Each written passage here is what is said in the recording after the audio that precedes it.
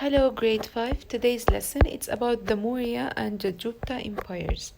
So the struggle for united rule. For many years, ancient India was a land divided into many city-states and kingdoms, each ruled by its own leader, as we agreed that each city-state has its own leader. Some kings tried to expand their territory by conquering neighboring kingdoms. So if we have two kingdoms, they are neighbors. Some of the rulers they want to expand their territory by conquering the neighboring kingdoms. In the 500 BC, this was especially true of the city-states in the Ganges River Valley, where kings fought one another. So, what was especially true? They fought against each other. If they want to expand their territory, they fought each other and they tried to conquer the neighboring kingdoms. Controlling this area meant controlling trade and the wealth that trade brings. In 518 BC, King Darius of the Persian Empire led his armies from Iran into India in search for new territory.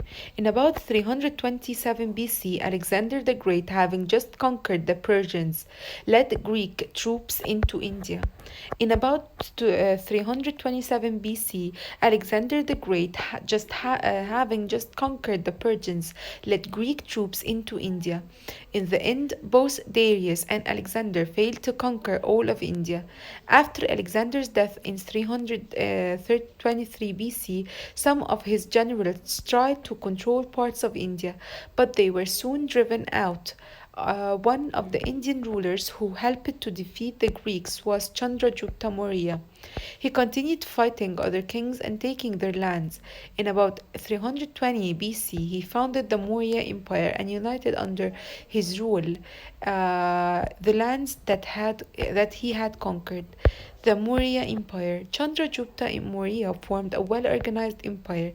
He ordered to clean or to land clear to gain more farmland. He had workers to improve the empire's road. To do these things, he supported his empire with taxes. The ruling classes of Chandragupta's empire lived well, but the common people suffered. Chandragupta was a cruel ruler he followed the idea of rulers should use punishment to get what they wanted. Chandragupta's way of governing helped him to expand his empire across most of southern India. It's also made his overworked and overtaxed people hate him. He lived to turn over his empire to his son Bendrasura. So who's Bendrasura?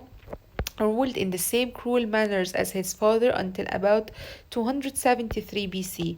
His son Asoka, also written as Asoka, who, however, was one of the greatest rulers of ancient India. Asoka was not only united almost